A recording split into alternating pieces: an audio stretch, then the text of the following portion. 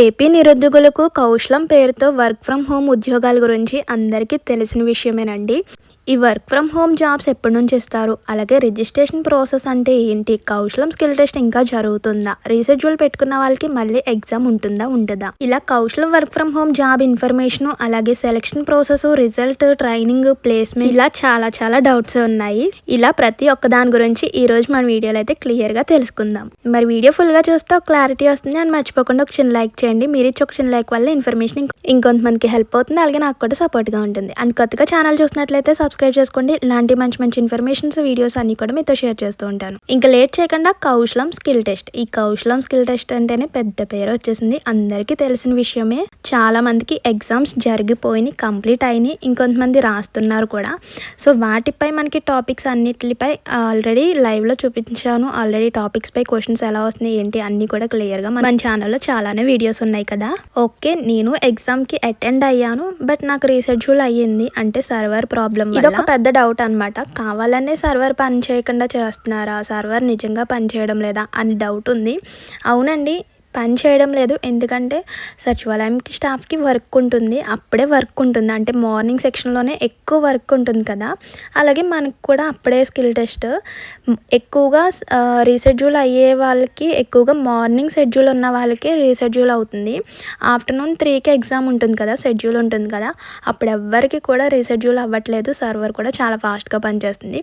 ఇక్కడ అర్థం చేసుకోవాల్సింది ఒకటే, మార్నింగ్ కొంచెం వర్క్ ఎక్కువగా ఉంటుంది కాబట్టి సర్వర్ బిజీ రావడంతో మనకి రీషెడ్యూల్ అవుతుంది. ఎగ్జామ్ ఎక్స్పైర్ అవ్వడం, లేకపోతే అబోర్ట్ అని వచ్చేయడం ఇలా అవుతుంది కదా. సో వెంటనే మనం ఏ రోజైతే ఎగ్జామ్కి వెళ్ళామో ఆ రోజు ఈవినింగ్ కల్లా మనం రీషెడ్యూల్ ఆప్షన్పై క్లిక్ చేస్తే మనకి రీషెడ్యూల్ అయినట్టే అనమాట. సచివాలయంలో చేసేస్తారు. అక్కడ సర్వర్ పని చేయకపోతే కనుక, ఎందుకంటే 11కి స్టార్ట్ అవుతుంది, మధ్యలోనే మనకి ఎండ్ అయిపోయింది అనుకుందాం.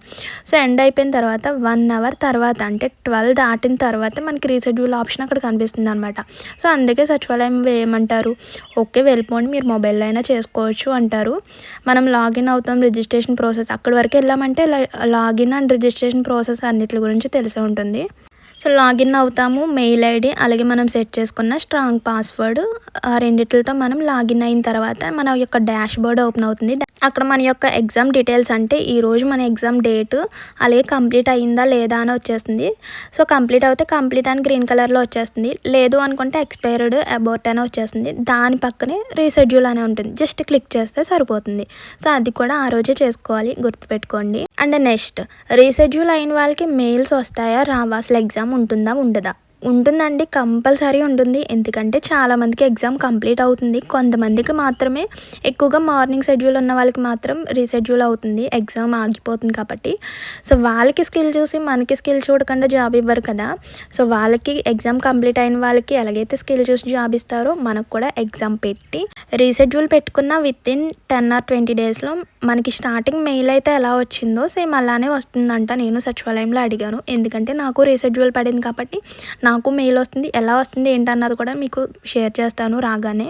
అండ్ చాలామంది డౌట్ పడేది ఇదే, ఇంకా మాకు ఎగ్జామ్ ఉందలే, ఇంకా పెట్టరు, ఇప్పటికే సర్వర్ పని చేయకుండా చేశారు, ఇంకా మళ్ళీ మెయిల్స్ రావు ఏమీ రావు అనుకుంటున్నారు. అప్పుడు కూడా ఇలానే అన్నారండి. ఆగస్టులో మనం ఎలాగైతే రిజిస్ట్రేషన్ కంప్లీట్ చేసుకున్నామో, సో చేసుకున్న తర్వాత చాలామంది అన్నారు ఎగ్జామ్ ఉండదు, జాబ్స్ ఉండవు, ఏమి ఇవ్వరు ఏంటి అన్నారు. సో ఎలాగైతేనే డిసెంబర్ స్టార్టింగ్ని మనకి మెయిల్స్ అయితే ఎలా వచ్చినాయో దీనికి అలానే వస్తే, కొంచెం లేట్ అయినా సరే ఎవరు కూడా కంగారు పడద్దు. అండ్ మనకి టాపిక్స్ వచ్చేసరికి ఇంకా టాపిక్స్ అడుగుతున్నారండి, ఇంకా అప్లై చేసుకోవాలా అంటున్నారు. సో ఫస్ట్ టాపిక్స్ గురించి చూద్దాం. టాపిక్స్ వచ్చేసరికి రీజనింగ్ అండ్ ఆప్టిట్యూడ్, సైకోమెట్రిక్, టెక్నికల్కి సంబంధించిన ఈ 3 టాపిక్స్ పై మనకి 45 minutes 40 క్వశ్చన్స్ అయితే ఉంటాయి. నెక్స్ట్ లాస్ట్ 15 minutesలో కమ్యూనికేషన్ టెస్ట్ పై 3 క్వశ్చన్స్ ఉంటాయి. అవి వచ్చేసరికి మనం మాట్లాడి ఇంగ్లీష్లో చెప్పాలన్నమాట. వీటన్నిటిపై క్లియర్గా మన ఛానల్లోనే ఉన్నాయి అని చూస్తున్నారు కూడా. అండ్ నెక్స్ట్ ఇప్పటికి కూడా ఈ కౌశలం సర్వే చేయించుకోవచ్చు అంటున్నారు. అవునండి, చేసుకోవచ్చు, రిజిస్ట్రేషన్ అయితే చేసుకోవచ్చు అనమాట. కౌశలం రిజిస్ట్రేషన్ ఇంకా మేము అప్లై చేసుకోలేదు, ఇప్పుడు అప్లై చేసుకోవచ్చా అని అడుగుతున్నారు. అవునండి, అప్లై చేసుకోవచ్చు. ఎప్పటి వరకు అంటే 2026 అక్టోబర్ వరకు కూడా మనకి టైం ఉందన్నమాట. అక్టోబర్ వరకు కూడా మీరు అప్లై చేసుకుంటే మీకు కూడా స్కిల్ టెస్ట్ అయితే ఉంటుంది, మీరు కూడా ఎగ్జామ్ రాయొచ్చు, మీరు కూడా జాబ్ తీసుకోవచ్చు. మరి జాబ్ అందరికీ ఇస్తారా? 25 lakhs 22 lakhs మంది ఈ సర్వే అయితే కంప్లీట్ అయింది కదా. అంటే కౌశలం రిజిస్ట్రేషన్ వర్క్ ఫ్రమ్ హోమ్ జాబ్స్కి అప్లై చేసుకున్నారనమాట. మ్యాక్సిమం 23 అలా అప్లై చేసుకున్నారు. అందరికీ కూడా ఎగ్జామ్ అయితే కంప్లీట్ కాలేదు. చాలామందికి మెయిల్స్ వచ్చినాయి, ఇంకా చాలామందికి మెయిల్స్ రాలేదు, ఇంకొంతమందికి రీషెడ్యూల్ పడింది.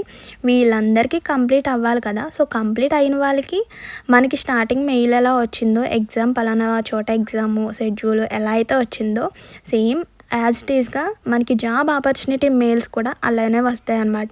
మనకి మెయిల్ వచ్చిన తర్వాత అంటే ఎక్కడికి రావాలి, సర్టిఫికేట్స్ తీసుకొని ఎక్కడికి రావాలి, సో ఎలాంటి జాబు ఏంటి అంటే ఎక్కడికి రావాలి అంటే వేరే చోట జాబ్ చేయడమా అనేం కాదు. జస్ట్ మన యొక్క చిన్న స్కిల్ టెస్ట్ అయితే చేస్తారనమాట. జస్ట్ చిన్న ఇంటర్వ్యూ అయితే చేస్తారనమాట. అంటే మీకు అసలు ఏ క్వాలిఫికేషన్ ఉంది, మీకు ఏమేమి తెలుసు, మీకు దేనిపై ఒపీనియన్ ఉంది, కంప్యూటర్ నాలెడ్జ్ ఉందా ఏంటి, ఇలా మనల్ని చిన్న టెస్ట్ అయితే చేస్తారనమాట. అంటే చిన్న ఇంటర్వ్యూ అయితే చేస్తారు. అప్పుడు మీకు మెయిల్ వచ్చినప్పుడు మీ యొక్క సర్టిఫికేట్స్ అన్నీ కూడా తీసుకుని వెళ్తే సరిపోతుంది. అప్పుడు మీకు జాబ్ డీటెయిల్స్, జాబ్ ట్రైనింగ్ అన్నీ ఇవ్వడం జరుగుతుంది. నెక్స్ట్ మీరు వర్క్ ఫ్రమ్ హోమ్ జాబ్కి ఫిట్ అవుతారా లేదా అని తెలుసుకుంటారు. అలాగే మీకు యొక్క ఫెసిలిటీస్ అంటే మీ హౌస్ దగ్గర ఫెసిలిటీస్ అన్నీ ఉన్నాయా లేదా ఇవి కూడా చెక్ చేస్తారనమాట. సో ఇవన్నీ అడిగిన తర్వాత మీకున్న స్కిల్ని బట్టి జాబ్ అయితే ఇస్తారు. అండ్ మెయిన్ ఇంకోటి అడుగుతున్నారు, ఈ ఎగ్జామ్లో పాస్ ఆర్ ఫెయిల్ ఏమన్నా ఉంటుందా, తక్కువ పాయింట్స్ వచ్చినాయి మాకు జాబ్ ఇవ్వరా అంటున్నారు. అలా ఏమి ఉండదండి. జస్ట్ అటెంప్ట్ చేసిన తర్వాత ఎక్కువగా కమ్యూనికేషన్ టెస్ట్పై ఆధారపడి ఉంటుందన్నమాట. కమ్యూనికేషన్ టెస్ట్లో ఎలా మాట్లాడుతున్నారు ఏంటి, సో ఎలా చెప్తున్నారు వీటిపై కూడా చూస్తారు. అంతేకాని మీకు తక్కువ పాయింట్స్ వచ్చినాయా ఎక్కువ పాయింట్స్ వచ్చినాయా అని ఏమి ఉండదు. ఎందుకంటే స్టడీ కంప్లీట్ అయ్యి ఎక్కువ గ్యాప్ వచ్చిన వాళ్ళు ఉంటారు. అలాగే కొన్ని సిచ్యువేషన్స్ వల్ల బాగా రాయకపోవడం ఇలా ఉంటుంది కదా. అలాగని పాస్ ఆర్ ఫెయిల్ పాయింట్స్ని బట్టి ఏమి ఉండదు అనమాట. సో ఎగ్జామ్కి అటెండ్ అయ్యి మీ ఎగ్జామ్ కంప్లీట్ అయితే మీకు జాబ్ ఆపర్చునిటీ వస్తుంది. అండ్ నెక్స్ట్ గవర్నమెంట్ జాబ్స్ ఇచ్చేస్తారా అంటున్నారు. గవర్నమెంట్ జాబ్స్ అయితే కాదండి. గవర్నమెంట్ ఇప్పిస్తుంది అంతే, అంటే జాబ్ వచ్చేలా చేస్తుంది అంతే.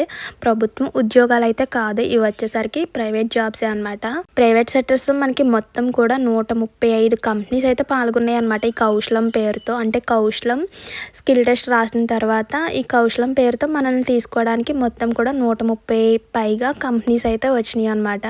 అంటే మనం ఎప్పుడైతే స్కిల్ టెస్ట్ కంప్లీట్ అవుతుందో మన యొక్క నేమ్ అనేది సో ఆ కంపెనీస్కి అయితే వెళ్తుంది అనమాట. సో వాళ్ళు మనకి మెయిల్ పంపించడం అయితే జరుగుతుంది. కేవలం ప్రభుత్వం నిరుద్యోగులకు ఉద్యోగం కల్పించడం కోసం ఈ కౌశలం పేరుతో స్కిల్ టెస్ట్ అయితే జరుగుతుంది అంతేనండి. సో అందుకే మనకి సచివాలయంలో ఎగ్జామ్స్ అయితే కండక్ట్ చేస్తున్నారు కదా. సో అక్కడి వరకే ప్రభుత్వం రెస్పాన్సిబిలిటీ అనమాట. సో నెక్స్ట్ మన యొక్క నేమ్స్ వెళ్ళి ఆ కంపెనీస్ మనం పిలవడం, ఈ ట్రైనింగ్ ఇవన్నీ కూడా ప్రైవేట్ సెక్టర్స్. సో దానిపై ఆధారపడి ఉంటుంది. ఇంకా అలాగే శాలరీ డీటెయిల్స్, జాబ్స్ ఎప్పుడు ఇస్తారు. శాలరీ డీటెయిల్స్ వచ్చేసరికి మన యొక్క స్కిల్ని బట్టి ఉంటుంది. అలాగే మన యొక్క క్వాలిఫికేషన్ బట్టి ఉంటుందా అంటారు. అంటే డిగ్రీ చదివిన ప్రతి ఒక్కరికి ఒకే శాలరీయా, అలాగే బీటెక్ చదివిన ప్రతి ఒక్కరికి ఒకే శాలరీయా అలా ఏమి ఉండదు. మనం ఇంటర్వ్యూకి వెళ్తాం కదా, అప్పుడు మన యొక్క స్కిల్పై ఆధారపడి ఉంటుంది. అంటే మనం ఎన్ని అవర్స్ వర్క్ చేయగలం, సేమ్ వర్క్ చేయగలం, మనకి ఏం తెలుసు, సో వీటిపై ఆధారపడి ఉంటుంది. మ్యాక్సిమం 20K బిలో అలానే ఉండొచ్చు. అండ్ జాబ్స్ ఎప్పుడు ఇస్తారు, అక్టోబర్ 2026 వరకు కూడా టైం ఉందండి ఎగ్జామ్స్ అవ్వడానికి. అలాగే ఇంకా సర్వే చేయించుకోవచ్చు కూడా. అంటే ఇంకెవరైతే అప్లై చేసుకోవాలో వాళ్ళు కూడా అప్లై చేసుకోవచ్చు. అప్పటి వరకు కూడా టైం ఉందన్నమాట. ఇదన్నమాట ఇప్పటి వరకు ఉన్న అప్డేట్ అయితే. కౌశలం అప్డేట్ అయితే ఇదే అనమాట. ఇంకేమన్నా కొత్త అప్డేట్స్ వస్తే కనుక వెంటనే కూడా మీతో షేర్ చేస్తాను. సో ఆ లోపల మన ఛానల్ని ఫాలో అవుతుండండి. మర్చిపోద్దు వెళ్ళే ముందు ఒక చిన్న లైక్ చేసి వెళ్ళండి. ఇలాంటి మంచి ఇన్ఫర్మేషన్స్ కోసం మన ఛానల్ని సబ్స్క్రైబ్ చేసుకోండి. See you to next video. Thank you for watching. Please do like, share and subscribe. Bye bye.